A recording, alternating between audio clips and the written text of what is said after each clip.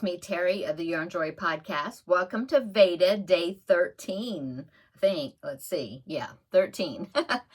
Oh, it's been a busy day today. Happy Sunday, everybody. I hope you are you have had a great weekend, and I hope that you are gearing up for a great week ahead. So today we went to church, and then after church we went out to eat. And then we came home, and we were home about, we came home, changed clothes, let Teddy out to go potty, and then we were home maybe 30 minutes, maybe something like that, and then we had to leave again because we went to a party, a pizza party for one of my great nephews, and so we went over there, and both my sons were there. My older son was there, and his son, my grandbaby. So we were. It's always fun to be able to see him, our grandbaby, and then my younger son and his fiance came also. And so, yeah, we had a good time. And like I said, it was a birthday party for my great nephew who is turning 6. And so I got to see, my niece, which is his mom, and the rest of her kids and other family members. So anyway, it was fun. We didn't eat any pizza because we had gone out to eat for lunch, but we went over there and, visited with everybody, and we hubby and I shared a cupcake because, like I said, we had eaten not too long before that. And, but yeah, it was fun. So then we came home, and, yeah, took a break for a while, talked to my mom on the phone, and now I'm in here making video. So yeah, it's been a long day today. In fact, I made my coffee. I forgot it. It's in there on my desk, so I'll get it when I get finished with this video. But a short video today, probably. Now, yesterday I showed my beaded cross stitch picture that I've been working on, and kind of did a semi tutorial as far as kind of how it gives you an idea how it works, how the stitches work, how you do them. Anyway, I hope you enjoyed that. I hadn't worked on it in several weeks. I took it to the Ladies Craft Day, and so that's what I worked on while I was there, and I kind of got back into the rhythm of doing it. I may work on it some more this evening because I enjoy doing it. And so that is what I've been working on. Well, I worked on it just a little bit, not after we got back home, and then I started working on the astronaut blanket because I still had that border, and so I'm working on the first round of the border, which is a single crochet round all the way around it. I'm almost all the way around it, and so I will be probably working on that. I want to probably do another round maybe on that this evening. But I did, okay, so what I was going to say is I did that video yesterday, and in yesterday's video, I said that I was determined that I was going to work on the temperature blanket and get it caught up, and so that I would challenge myself to do that, so then I could show it to you today in today's video. And yes, I did that. I got all caught up. I hadn't done any of April's yet, so I had to do, up until yesterday. So I had to do 12 days worth. But, I mean, the project that I'm working on to do this is, a row you go 12 stitches and then 12 stitches back and you're done. So that's what attracted me to the project. So let me show you what I've got done. Now, I still have it attached to the last color, and I'll talk about that in just a minute as to why. So, here is my blanket. This is January. So, you have January, February, March, and then here is April. So, I attached April's. So, that's what it's looking like so far. So, I had 4 days all of the same colorway because this is from 86 to 90. I think that was what the color was. I think so. Anyway, I had one day there that was like 87 or something, but it was all in the same range. And then I had 3 days in a row where the high temperature was 90, and that wasn't today. That was up until yesterday. So I ended up having this big section of that one color, and I did not cut it because I need to check for today's high temperature. I haven't checked it. Usually I wait until the next day, so then it'll like be the official number that was posted from the previous day. And so I haven't checked it, but I don't know. I checked on my phone a while ago and it said it was 87. So unless it was a few degrees hotter, or quite a few degrees hotter a little bit ago, I'm just wondering if it's going to be in the same range, and I'll just continue with this color. Anyway, if it's not, then I'll cut it. But right now I thought, well, let me go ahead and wait before I cut it, just in case. So there, yeah, there it is.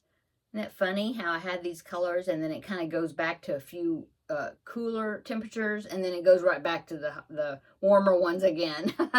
So there is what it's looking like. This is the perfectly patched, I think that's what it's called, temperature baby blanket, something like that. I'll link it down below in the description box. It's a free pattern, and you do, like I said, you work in the back loops each way. You do it one way, turn it over, and do it the other way, and it is so fast because, you know, in fact, I am making it a little bit wider. It actually is only supposed to be like 8 stitches wide, and I'm making it 12 stitches wide because it just seemed like it needed to be a little wider. So if I calculated the end product, because each of these strips, the way I'm doing them, they're about 3 inches, or at least they were measuring about that. And so since there's going to be 12 of them, that would be 36 inches wide. So I thought that would be that's a good width, because if they were only 2 inches, I think they were 2 inches wide if you did the 8 stitches. So if they were only 2 inches wide, it was only going to be 24 inches wide, you know, with all 12 stitch strips. So that's why I widened them. Anyway, there is my temperature blanket. I'll put the string in the back there. Yeah. And I just have a marker right there just to kind of remind me which side is the right side and the other is the wrong side. But really, you work on both sides, because you do part and then you turn it over and you work on the other side. So it really doesn't make a difference. So anyway, ends are all weaved in except for this first one. I forgot to weave this one in, which is the beginning of April when I attached it. So I need to go back and weave that in. But anyway, very happy that I am caught up. And so, yeah. Oh, I'm caught up as of yesterday. So, yeah. I met what I challenged myself to do. Okay. Let's see what else is going on. We ate a big lunch, so we just kind of snacked for dinner. That's about it, really. I can show you the 2 puzzles I got. Let's see. Yesterday was the Ladies Craft Day, and my friend Amy, she brought me 2 puzzles. Between her and her mom, and I think an aunt of hers, they all like love to do jigsaw puzzles. So they like pass them around amongst themselves. They're puzzles that they pick up like real cheap, like from thrift stores and stuff. And so when they're finished with them, Amy usually, you know, if her mom or aunt don't want them back, then she would just donate them back to Goodwill or the thrift store. And so now she's been kind of passing them my way. And then there's another Amy. So there's 2 Amys at the Ladies Craft Day. And the other Amy likes to do puzzles too, so she gave a couple to her, and then she gave some to me. And so after I get done with them, then I can offer them to my daughter-in-law, who likes to do puzzles, and see if she wants to work on them. And so anyway, we just pass them around between all of us. So I'll show you. She brought me 2 puzzles yesterday. They're both 500-piece puzzles. This one I thought would be fun and colorful. It is spools of thread and buttons. Isn't that cool? Looks like there's a tape measure right there too. So she gave me this one to work. And that's 500 pieces in this little box. So I'm thinking the pieces are kind of small. And then this one I thought was so cute. I think it's going to be really fun to put together. She said the pieces weren't like standard jigsaw type shaped pieces. And so she said that it kept your interest, but it wasn't hard, she said. So look at this picture. Pieces are rattling. Look at that. Oh, isn't that cute? So colorful and so many different things to work on. There's cats and cows and a rooster and a peacock, and that is what is that, a gopher? Yeah, it looks like a gopher or like a ground prairie dog or something right there. And then there's all these colorful vegetables and fruits, and you got the barn back there. I think it's going to be really fun to put together. I'm looking at what's on the barn. It looks to me like it's works of embroidery that's in some embroidery hoops right there on the side of the barn. Kind of what it looks like. Interesting. Anyway, so those would be fun to put together. I'm not doing puzzles at the moment because I've got my Pac-Man blanket laid out there on my dining room table still that I've been working on. So I need to, when I finish that, then I will probably work a puzzle, do another puzzle. Okay, I'm going to go. Like I said, I hope you had a great weekend and you had a great Sunday today.